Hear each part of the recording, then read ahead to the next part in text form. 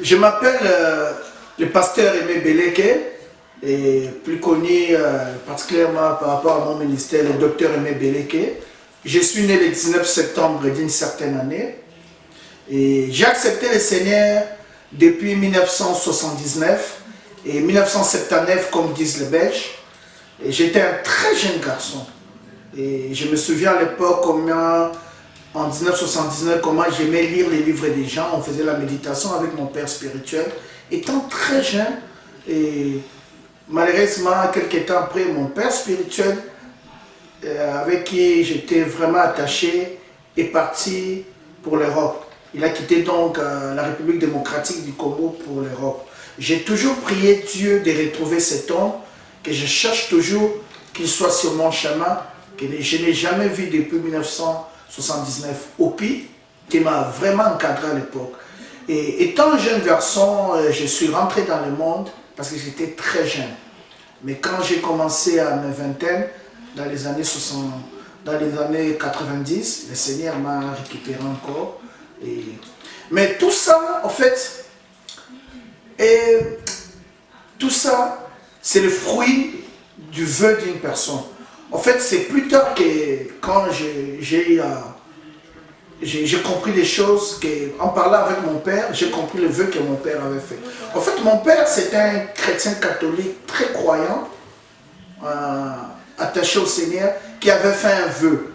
Il avait fait un vœu dans les années 50. En 1950, quand il a eu son premier fils, mon frère aîné, qui a maintenant presque 70 ans, mon père avait fait un vœu. Mon père qui est déjà mort il y a longtemps, avait fait un vœu dans les années 50. Il avait fait un vœu par rapport à son fils aîné, qui a maintenant presque 70 ans, mon frère aîné. Il a dit au Seigneur, Seigneur, je te donne ces garçons et je te recommande ma famille, que ces garçons te servent. En fait, c'est comme la maman de Samuel avait fait avec Samuel. Et il a donné mon frère aîné et il a donné aussi toute la famille au Seigneur. Et mon frère aîné est allé au couvent jusqu'en quelques mois avant l'ordination et il a changé d'avis. Il a dit à mon père, je ne peux plus devenir prêtre, mais je crois que ce n'est pas ma vocation. Mon père était très déçu, très déçu de cet acte. J'avais à l'époque, je crois, 6 ans, quelque chose comme ça. C'est ça qu'on me raconte. J'ai tenu mon père par les habits et j'ai dit à mon père, papa, envoie-moi au séminaire, je vais devenir serviteur de Dieu. En fait, c'est l'image que nous avions à l'époque, servir Dieu, il faut que tu sois prêtre. Et à l'époque, là, mon frère était encore en plein séminaire. Mon père m'a dit, pas toi, c'est ton frère aîné. Parce qu'il y avait un écart à peu près 20 ans entre moi et mon frère aîné. Mais la chose a brûlé. Et quand j'ai connu le Seigneur, comme je disais en 79, mon père voyait que c'était l'enfance, la jeunesse. Mais ce n'est qu'après, vers mes vingtaines, quand le Seigneur m'a récupéré encore pour le service, pour le connaître, pour marcher avec lui, que mon père s'est rendu compte qu'en fait, son vœu en train de travailler. Et c'est comme ça que mon père me disait, j'aimerais que tu termines l'université et tu vas servir Dieu. Et bref, c'est ainsi que je connais le Seigneur. Et le 1er juillet 1993 ou 93, j'ai eu l'appel dans le ministère par une vision où j'ai vu un homme apparaître du mur de la chambre où je dormais, tenant une Bible ouverte avec un habit blanc qui m'a appelé, viens. Et puis il a pris la Bible, il a introduit ça dans ma tête. Et après, c'était une série de visions, des messages, de confirmations. Et bref, le ministère. Je me souviens à l'époque, en 1983, quand le Seigneur m'a parlé en rêve, parlé en songe, j'ai vu mon responsable de l'époque de la jeunesse à l'église de la Borne, le pasteur Roland Dallot, il se souvient de cette histoire, c'était en juillet 93, 93, et le Seigneur me disait, dans un rêve que j'ai fait, va voir Roland Dallot qui te fasse l'inscription à l'Institut, à l'école biblique, soit en théologie. Et quand j'ai parlé avec le pasteur Roland Dallot, qui était mon responsable de la jeunesse, il a ri. J'étais un très jeune garçon, il m'a dit non, mais je crois et je comprends, je sais que le Seigneur t'appelle au ministère, mais tu dois aller à l'université. Et j'avais fait au moins longtemps, après mon diplôme d'État, je n'étais pas parti à l'université. C'est suite à ces conseils et à mon père et je suis rentré à l'INEKI et j'ai terminé les études. Et j'ai fait aussi la théologie, donc je suis théologien de formation, mais je suis aussi licencié en sciences politiques et administratives de l'université de Kinshasa. J'ai évolué dans le domaine séculier, mais j'ai évolué aussi dans le domaine spirituel. Dans le domaine séculier, j'ai commencé le travail en 2000 au ministère des Finances comme chargé d'études dans différents cabinets, au moins à peu près 10 cabinets. Et puis je suis allé en Afrique du Sud pour le master, ça n'a pas marché. Je suis rentré au pays, j'étais secrétaire particulier du ministre de la Santé. Après, le prophète Kawata qui dirigeait la CONADER m'a appelé. Je suis allé à la CONADER au département de réinsertion. Comme j'ai fait les analyses de projet, là j'étais consultant, assistant chargé des analyses de projet. Et puis je m'occupais des évaluations de projets. Et après la CONADER, je suis allé à l'INOPS, c'est le bureau des Nations Unies d'appui au système des projets. Là, avec mon chef de l'époque, M. Salim, j'ai fait les suivis et évaluations des projets. Et j'avais avec moi en charge le projet PASS, Programme d'appui de réhabilitation du système de santé, financé par la Banque mondiale, je crois, et l'Union européenne. Et après les Nations Unies, à l'INOPS, où j'ai fait le Project Evaluation. Et je suis allé à l'Office des routes. Le nouveau directeur général nommé a fait appel à moi comme j'avais voulu au ministère des Finances, comme conseiller financier et administratif. Et là, le Seigneur m'a dit, arrête ça et j'ai un autre travail pour toi. Et je suis venu aux États-Unis. Mais dans le domaine spirituel, en fait, depuis l'université, j'étais responsable des campus pour Christ au Home 10. J'étais responsable des groupes bibliques universitaires. Et puis, j'ai évolué au groupe évangélique de l'amphithéâtre à l'université de Kinshasa, un grand groupe évangélique. J'étais vice-berger. Et après, je suis allé à notre cellule de la Borne où j'étais berger avec le pasteur Luison Tonassi, le petit frère du pasteur Marcelo Tonassi, qui est maintenant pasteur de la Borne Cape Town. Il était mon adjoint, j'étais son berger, il était berger adjoint. Il y avait le docteur Guy Tondele qui est aussi pasteur en Afrique du Sud, qui était troisième responsable. Voilà, nous avons évolué comme ça. Et quand j'ai démissionné, l'église de la Borne a dit non, on n'accepte pas telle démission en tant que berger de la cellule. Et après un temps, l'église de la Borne a accepté ma démission. L'église m'a envoyé à l'église annexe à la Borne Kintambo qu'on appelait Torrent de Vie, qui dirigeait le feu pasteur Christian Osilao, qui m'a fait paix à son âme, voulais-je dire. Là, je suis allé comme responsable de la jeunesse, et c'est là aussi que j'ai terminé mes études bibliques. Et responsable de la jeunesse, un des pasteurs assistants, et puis pasteur titulaire responsable de l'église. Pendant un temps, l'église a fait longtemps sans avoir haï d'endroit, et c'est sous ma direction, en tant que pasteur de cette église, où nous avons acheté la parcelle, j'ai acheté la parcelle. Et de là, mais à côté, j'avais déjà le ministère École de Tyrannus, où j'enseignais les hommes de Dieu, les femmes de Dieu. Et le Seigneur m'a demandé de m'immigrer aux États-Unis. Et là, depuis que je suis là, j'évolue dans l'église Restoration Church of Christ International comme l'un des pasteurs. Ça, c'est ministère. Mais les ministères, le corps des tyrannistes continue toujours à travailler parce que la vision que Dieu m'a donnée, c'est d'enseigner le corps de Christ, dont spécialement par la littérature. Et c'est dans ce cadre-là que je suis maintenant dans la publication des livres.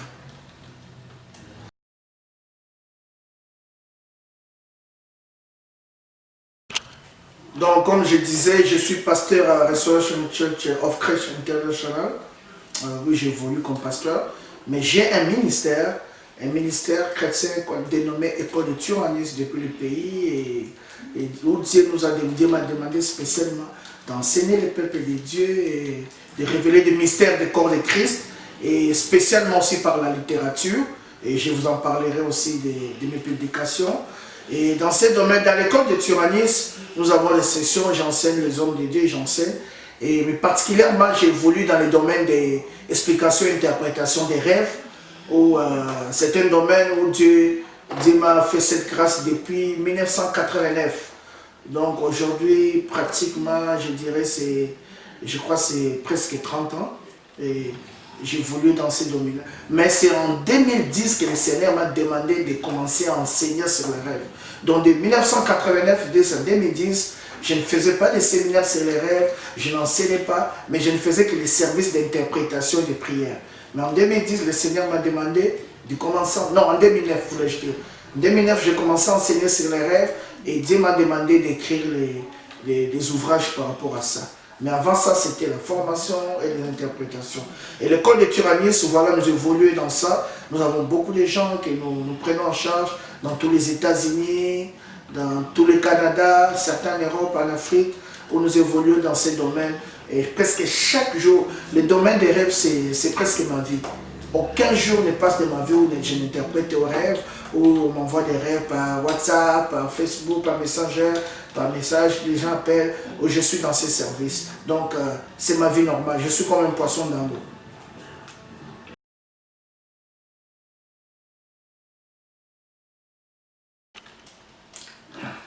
Donc, comme je disais, dans l'école de Turanis, en tant que docteur enseignant de la parole, je voyage, je suis missionnaire, je voyage presque tous les États-Unis, j'ai fait presque tous les États et presque les différentes villes où j'enseigne la parole de Dieu, et spécialement dans les domaines des rêves, parce que, bien aimé, sachez une chose, une mauvaise interprétation du rêve peut détruire toute une vie. Comme aussi une bonne interprétation peut être la clé qui ouvre beaucoup de choses. Et voyez-vous, les rêves, c'est comme une lettre que je vous envoie. Et dans la lettre, vous avez besoin d'argent, je vous envoie le code. Et aussi longtemps que vous n'accédez pas à la lecture de la lettre, vous n'aurez pas droit à votre code et bien sûr à votre argent. Et un rêve mal interprété peut détruire toute une vie, comme aussi un rêve non interprété peut faire rater une destinée. Et un rêve non interprété, c'est comme une lettre non lue. Et vous voyez, même si une lettre aussi est mal lue, et c'est pas bon. Et c'est dans ces domaines-là nous aidons le corps de Christ. Et vraiment, c'est une grâce que Dieu nous a fait. Nous continuons à aider les frères du corps de Christ par rapport aux rêves divins, par rapport aux sataniques. Et là, j'ai publié un livre depuis juillet 2015, ici aux États-Unis, intitulé Explication et interprétation des rêves, qui a 6 chapitres. Le premier chapitre où nous parlons des généralités sur les rêves. Nous faisons aussi la différence entre rêve, songe et vision.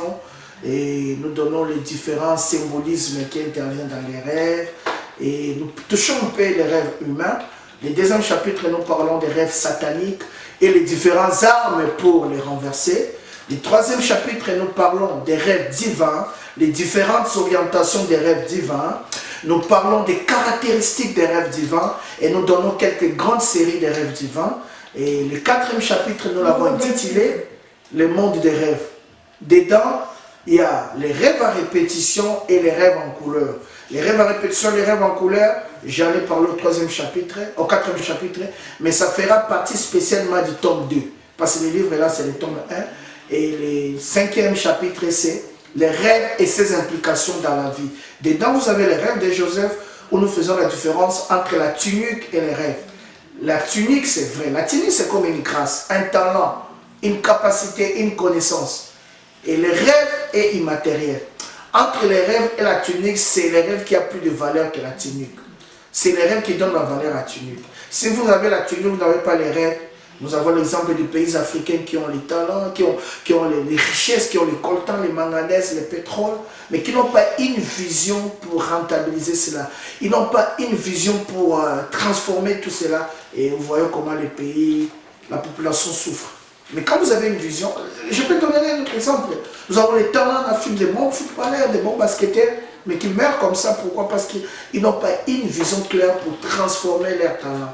Donc, les rêves, j'explique dans les rêves de Joseph, comment les rêves qui est une vision reçue de Dieu, qui donne de la valeur à la grâce, à ce que nous avons comme talent, comme capacité. Et dans ces chapitres aussi, les rêves et ses implications dans la vie, nous avons notre point où nous parlons de l'impact des rêves dans les choix du conjoint. Nous donnons les différentes formes des rêves qui reviennent dans le domaine de mariage, dans le domaine des fiançailles, dans le domaine de mariage. Nous avons expliqué ça dans les livres. Et dans ces chapitres aussi, il y a un point qui parle de l'impact des rêves dans l'orientation professionnelle. Comment les rêves interviennent souvent dans l'orientation professionnelle. Et les derniers chapitres, nous parlons de l'interprétation des rêves. Là, nous commençons par une problématique. Y a-t-il des clés d'interprétation des rêves? Et nous donnons des réponses et nous évoluons, nous donnons certaines conditions pour une bonne interprétation et nous donnons beaucoup d'éthiques. Les gens me posent des questions, faut-nous interpréter les rêves? J'ai dit, on n'interprète pas les rêves parce qu'on est sage, parce qu'on est intelligent, mais on interprète les rêves par la faculté que confère le Saint-Esprit. Et là, c'est les premiers livrets, mais je suis en train de terminer le second livret qui est intitulé la direction divine. Comment Dieu dirige son peuple. Nous remarquons que plusieurs personnes disent que Dieu m'a dit, Dieu m'a dit, Dieu m'a conduit, Dieu m'a orienté. Et à la fin, nous voyons que les conséquences, les défis, les conséquences sont contraires à ce qu'il disait. Et Dieu m'a orienté à écrire un livre très important, très profond, qui sera publié au mois de juillet ici aux États-Unis dans la ville de Cincinnati. Il y a des gens qui sont déjà annoncés. Bientôt les affiches vont sortir, les annonces pour vous présenter cela. Et l'année prochaine, nous sortirons le tome 2 des explications et interprétations des rêves. En fait, l'explication et interprétation des rêves, nous avons 4 tomes. 4 tomes. Mais là, nous sortons d'abord, après la direction divine, nous sortons le tome 2 d'explication et interprétation des rêves. Et puis, les temps que Dieu va nous dire, nous sortirons les tomes 3, les tomes 4. Nous avons un autre livre sur la loi du rejeton. Nous avons un autre livre sur comment entrer dans ta destinée et vivre cela. Et en collaboration avec le pasteur Eric Impion, nous écrivons ces livres-là. Nous avons un livre sur la restauration. Ta restauration est possible. Et nous avons un livre sur la grâce spéciale et la grâce générale. Donc nous avons beaucoup de publications, c'est le ministère, c'est la grâce que Dieu nous a fait dans ces domaines-là, enseigner le peuple de Dieu par la littérature.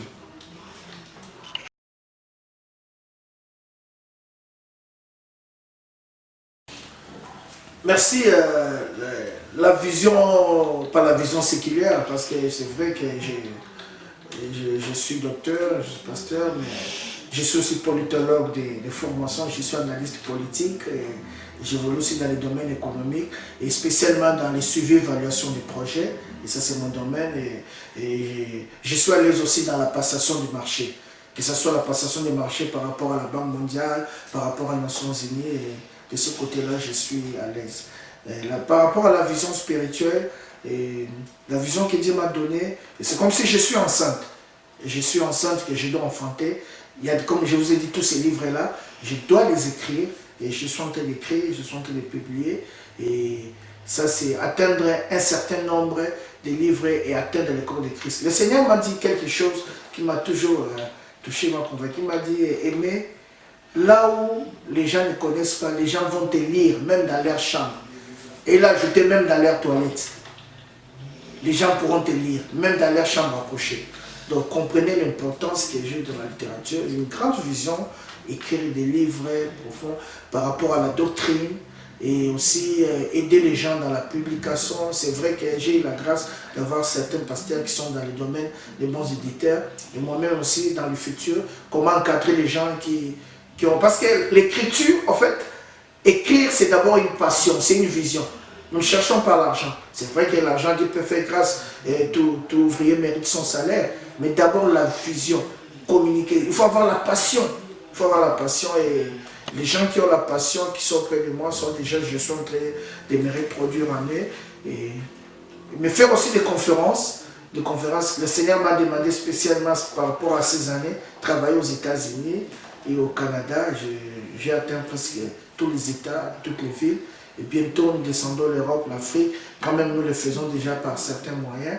Mais c'est faire des conférences, et faire beaucoup de conférences,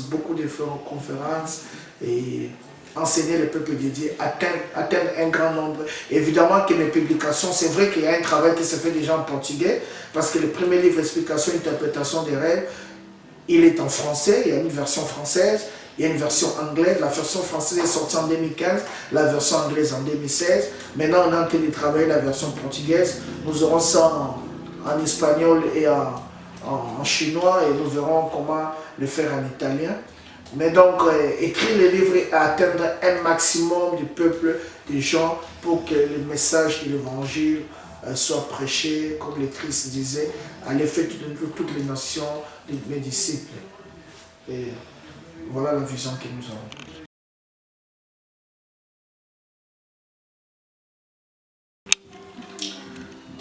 Premièrement, je dirais ceci, en général, à l'Église Corps de Christ, que nous sommes vers le temps de la fin, et veiller. Et je dirais ceci au corps de Christ, que nous sommes vers le temps de la fin. Nous devons veiller parce que le Seigneur revient bientôt. Et soyons prudents, regardons comment nous marchons. Et si l'un de nous tombe, qu'il se relève. Si l'un trébuche, qu'il rentre près du Seigneur. Et le Seigneur est là pour nous réconforter, pour nous restaurer. Et faisons confiance au Seigneur et la victoire est certaine. Mais aux jeunes serviteurs, je dirais ceci. J'ai beaucoup de jeunes serviteurs avec qui je travaille, mais il y a aussi, je fais un constat, les jeunes veulent plus apparaître qu'être. Je dis toujours aux jeunes, ne cherchez pas à intimider les gens, on n'intimide pas les gens, ne cherchez pas à apparaître par rapport plus qu'à ce que vous êtes. On donne que ce qu'on a. Et si vous n'avez pas quelque chose, voilà pourquoi beaucoup de gens sont taxés d'aventuriers. Ils se sont improvisés des prophètes alors qu'ils n'ont jamais été des prophètes, ils n'ont jamais eu les dons de prophétie, des fausses prophéties qui bouffent les gens, de l'argent. Et il y a des gens, bien aimés, on ne devient pas ministre de Dieu parce qu'on aime Dieu. On ne devient pas pasteur, apôtre, docteur parce qu'on aime Dieu. On le devient parce qu'il y a un appel d'abord. Et on ne le devient pas parce qu'on a échoué dans la vie. Non, Dieu appelle les excellents. Soyez authentique dans votre appel, dans votre ministère. Restez, n'imitez pas. Soyez vous. Soyez vous. Faites ce que vous faites. Soyez à l'aise comme un poisson dans l'eau et la grâce du Seigneur vous accompagnera. Ne soyez pas en dehors de la grâce. Ne faites pas ce que le Seigneur ne vous a pas demandé de faire. Mais ayez toujours en tête le salut des âmes. Ayez toujours en tête que la gloire doit revenir au Seigneur. Je bénis le corps de Christ. Que Dieu nous bénisse. Merci.